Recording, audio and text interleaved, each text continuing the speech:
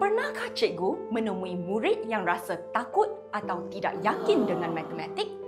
Sebenarnya, ramai murid mengalami cabaran dalam pembelajaran numerasi.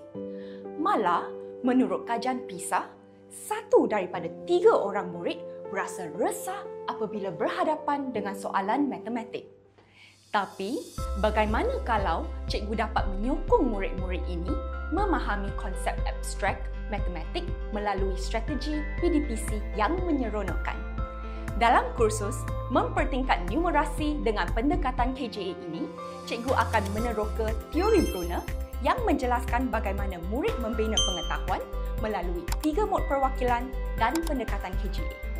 Kaedah pengajaran ini boleh disesuaikan mengikut keperluan murid dan yang paling penting, cikgu dapat meneroka contoh strategi dan aktiviti yang boleh terus digunakan dalam kelas.